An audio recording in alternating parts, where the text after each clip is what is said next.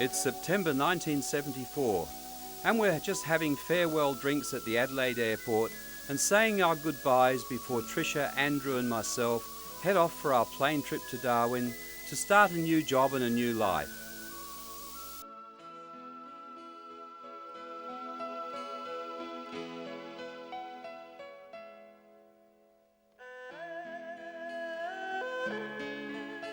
It was a long 4-hour flight, so what's a better way to spend the day than to get some fresh air by heading off to the Fanny Bay Racecourse. Andrew is really enjoying the freedom of the open space. The sun's pouring around and he's having all the fun of his life, walking up and down on the seats, running around on the grass there.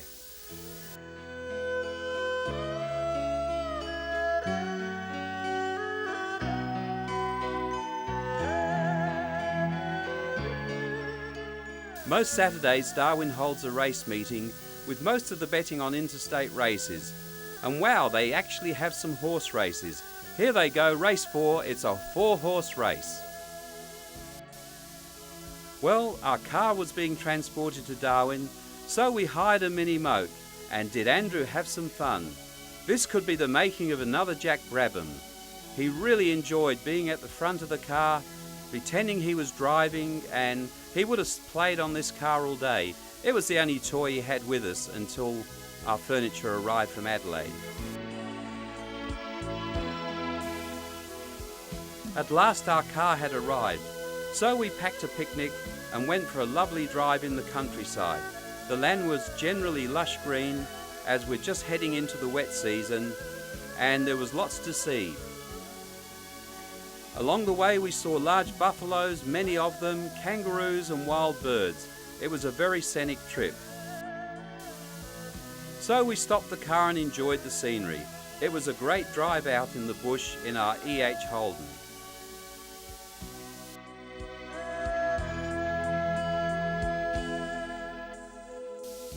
And now it was time to turn the car round and head back home. It was a pleasant day driving, surrounded by nature. There was hundreds of buffaloes whether you look north, south, east or west. Then suddenly we saw something besides the road. We stopped the car and yes, we saw the remains of a dead, unlucky buffalo. And here's a beautiful live one, followed by kangaroos and more birds. The wildlife was to an extreme here, but beautiful to see.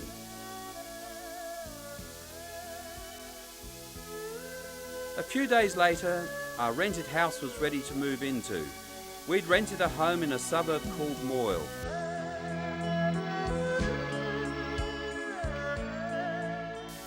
And Andrew loved the outside.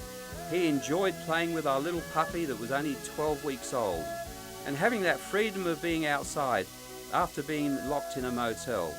Even Trish got into the act. They loved going up and down the stairs, especially Andrew.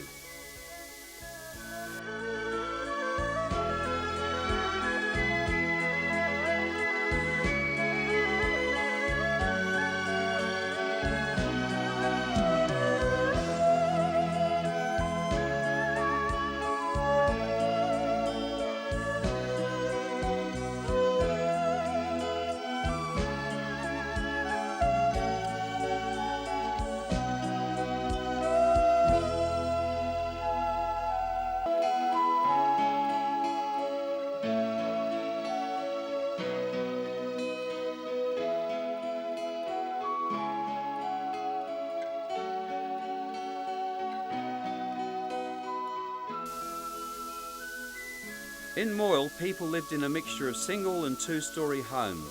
The lifestyle was very open planning, and most homes were separated by just a few strands of wire. The people were very friendly in Darwin and would call out, "Come over for a barbecue, Gordon and Trish." So we got to know people very quickly. And the gardens and plants were very lush green.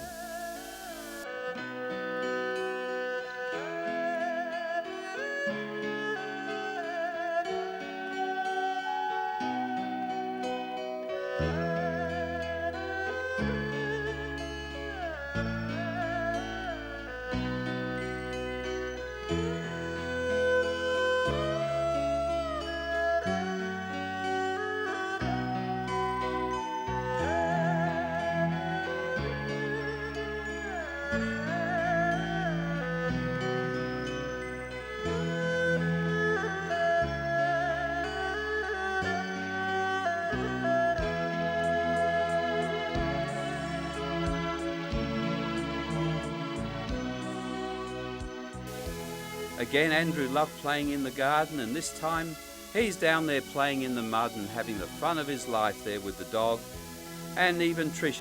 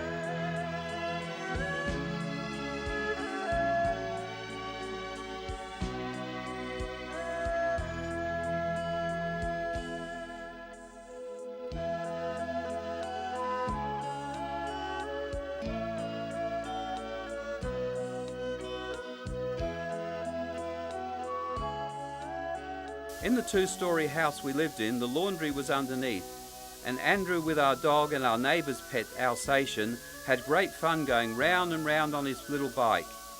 He played for hours and hours in this laundry, like a mini speedway.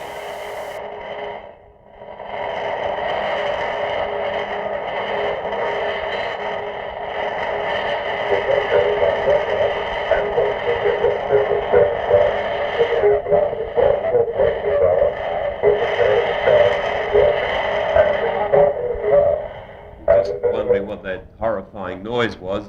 That was some of the fantastic strong winds, probably about 200 mile an hour, that we picked up during the early hours of the morning, about 2:24 on the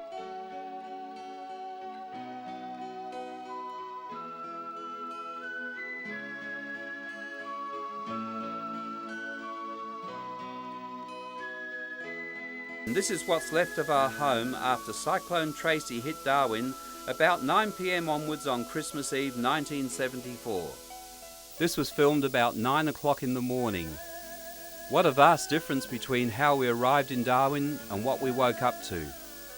We had cyclone warnings going over the radio from 9 o'clock on the Christmas Eve.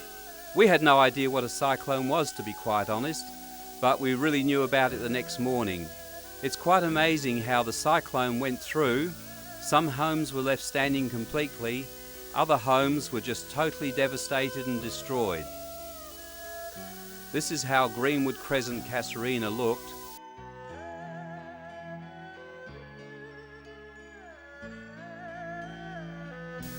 We understand from news reports there were about 50 people killed in Cyclone Tracy. People hid in wardrobes that were blown down the road, and people were badly injured by sheets of corrugated iron. What a horrific sight to see. This is what's remaining of our home at 3,421 Greenwood Crescent Casuarina. We lived generally upstairs, and the cyclone ripped through our home and blew most of the furniture out down onto the ground.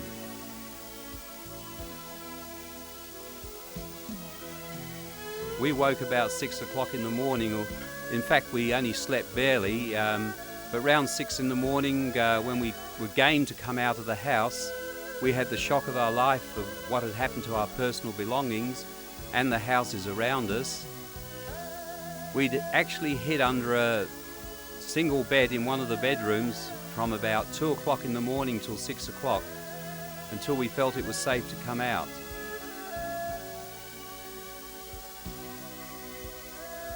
And this is the lounge room of what's left of our home.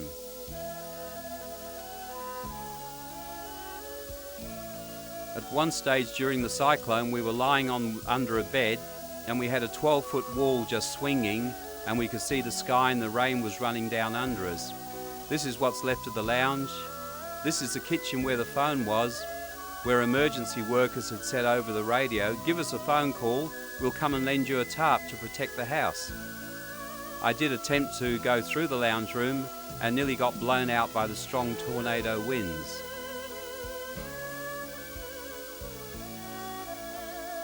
Yes, it was quite an experience, not quite what we'd planned for on deciding to go and make a new home in Darwin.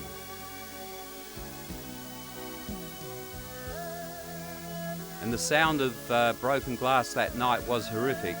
And here we are just travelling down Greenwood Crescent in Moyle to show you just what's left of the area following the cyclone. And this is at the Moyle Primary School, where we spent the next 6 days, and we ended up with 700 people at this school. It was a central point for people injured and for people wanting accommodation and protection. We ended up getting to Christmas Day, and at lunchtime we had 700 people who were hungry.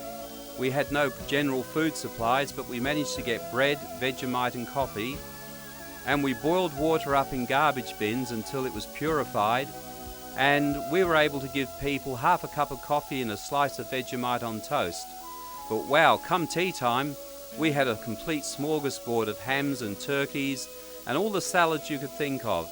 Hygiene standards were very high, that people had to wash their hands before they could handle any food. But this is how we fed the people on Christmas Day, Cyclone Tracy, 1974.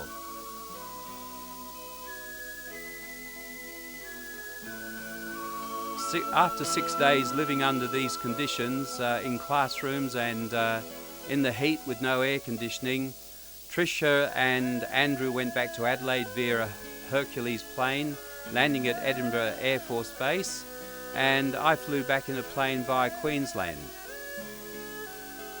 and eventually made it home 7 days later.